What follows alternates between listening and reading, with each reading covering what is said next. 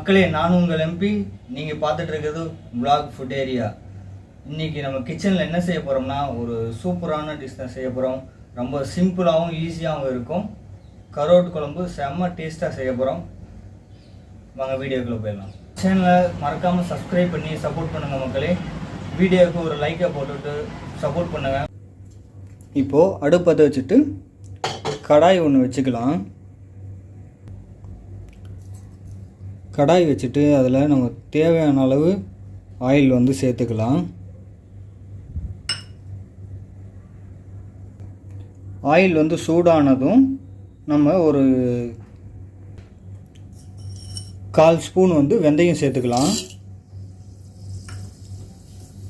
வெந்தயம் சேர்த்துட்டு அது கூடவே சோம்பு வந்து ஒரு 1/4 ஸ்பூன் சேர்த்துக்கோங்க. வெந்தயமும் சோம்பும் பொரிஞ்ச உடனே வெங்காயம் வந்து சின்ன வெங்காயம் இந்த மாதிரி ஒரு சின்ன வெங்காயத்தை 2 கட் பண்ணி வச்சுருக்கேன், அதையும் சேர்த்துக்கலாம். சேர்த்துட்டு நல்லா அதை அப்படியே வணக்கிக்கோங்க. வெங்காயம் நல்லா பொன்னிறமாக வரணும், நல்லா சிகப்பாக நல்லா பொன்னிறமாக வரணும். அது வரைக்கும் நல்லா வதக்கிக்கோங்க. பாருங்கள், வெங்காயம் வந்து நல்லா பொன்னிறமாக இந்த அளவுக்கு வரணும். அப்போ தான் குழம்பு வந்து நல்லா டேஸ்ட்டாக இருக்கும். வெங்காயம் பொன்னிறமாக வந்ததும் ஒரு 10 பல் பூண்டு தோலை உரிச்சிட்டு அதையும் சேர்த்துக்கோங்க. பூண்டு சேர்த்த உடனே அது கூடவே பச்சை மிளகாய் வந்து ஒரு 4 அதையும் சேர்த்துக்கோங்க. இதை வந்து ஒரு 2 நிமிஷத்துக்கு நல்லா வதக்கிக்கோங்க.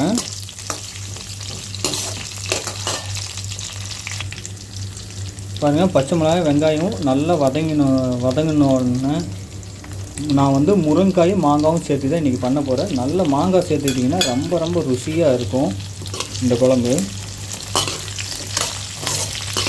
ரொம்ப ஈஸியாகவும் சிம்பிளாகவும் இருக்கும். வீடியோவை ஸ்கிப் பண்ணாமல் பாருங்கள். இது மாதிரி பண்ணிங்கன்னா ரொம்ப ருசியாக இருக்கும். முருங்காயும் மாங்காயும் போட்டுட்டு ஒரு 2 நிமிஷத்துக்கு அந்த எண்ணெயிலே வந்து நல்லா வதக்கி விடுங்க. 2 நிமிஷத்துக்கு வதக்கினதும் இப்போ வந்து மசாலா நம்ம சேர்த்துக்கலாம். மிளகாத்தூள் வந்து இது வந்து காஷ்மீரி மிளகாத்தூள் 1/2 ஸ்பூனுக்கு சேர்த்துக்கோங்க. சேர்த்துட்டு அது கூடவே 1/2 ஸ்பூனுக்கு குழம்பு மிளகாய் தூள் அதுவும் சேர்த்துக்கோங்க. மசாலா சேர்த்ததும் அந்த எண்ணெயிலே நல்லா பரட்டி விடுங்க. மசாலாவில் நல்லா மிக்ஸ் ஆகட்டும்.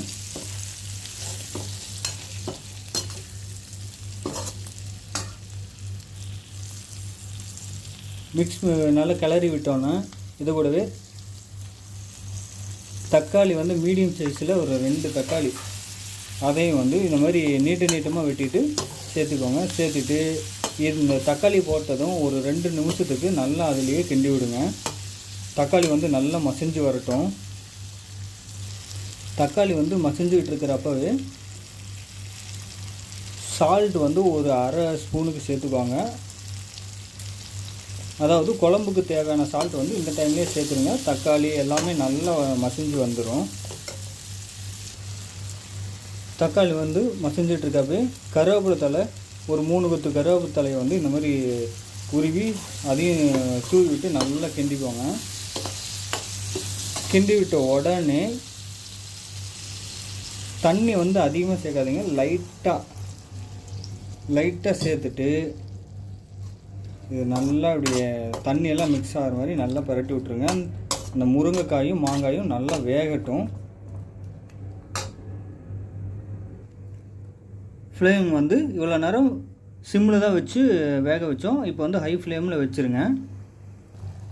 ஹை ஃப்ளேமில் வச்சுட்டு நல்லா அப்படி கிண்டி விட்டுருக்காங்க. ஒரு 5 நிமிஷத்துக்கு இந்த தண்ணியிலே நல்லா கொதிக்கட்டும். கொதிக்கும்போது நல்லா முருங்கைக்காயும் மாங்காயும் நல்லா வெந்துடும்.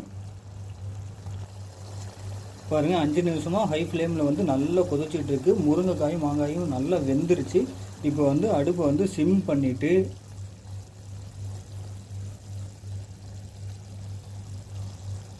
புளி தண்ணி வந்து ஒரு 100 கிராம் புளி வந்து நல்லா கரைச்சி எடுத்து வச்சுருக்கேன். அதை சேர்த்துக்கலாம். அதாவது உங்களுடைய டேஸ்ட்டுக்கு தகுந்தாப்புல புளி சுவை எந்த அளவுக்கு வேணுமோ அந்த அளவுக்கு நீங்கள் வந்து புளி வந்து கரைச்சி எடுத்துக்கோங்க.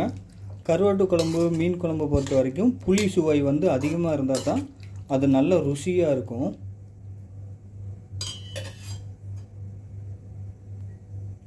புளித்தண்ணி சேர்த்ததும் ஒரு 2 கொதி வந்து வரட்டும், நல்லா கொதிக்கட்டும்.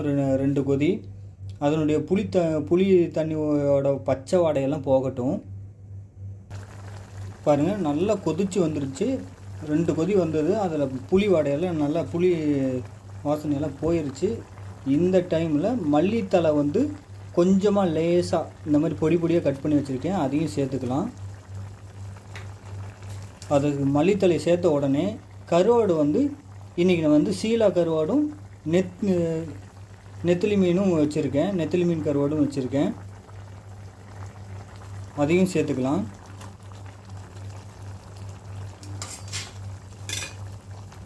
சேர்த்துட்டு இதை நல்லா அப்படியே குழம்போட நல்லா மிக்ஸ் பண்ணி விட்டுக்கோங்க.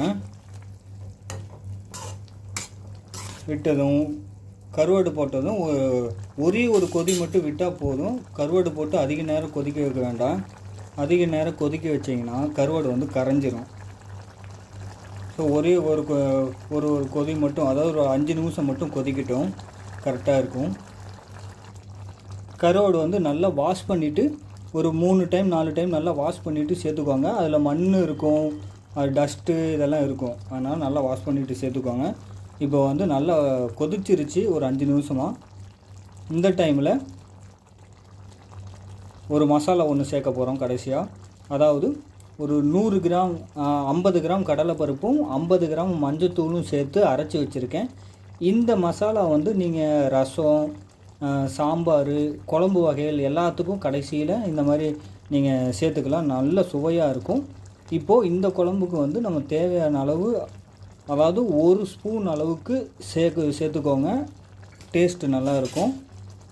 1 ஸ்பூன் அளவுக்கு மட்டும் சேர்த்துக்கோங்க. சேர்த்துட்டு அதை நல்லா அப்படியே மிக்ஸ் பண்ணி விட்டுக்கோங்க மக்களே.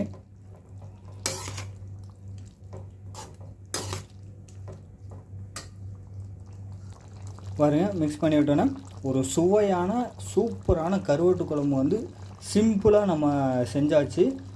இந்த மாதிரி ஈஸியாகவும் சிம்பிளாகவும் இருக்கும், டேஸ்ட்டாகவும் இருக்கும். இந்த மாதிரி செஞ்சு பாருங்கள். செஞ்சுட்டு நீங்கள் வந்து ஃபீட்பேக் எப்படி இருக்குன்னு கமெண்ட் பாக்ஸில் சொல்லுங்கள் மக்களே.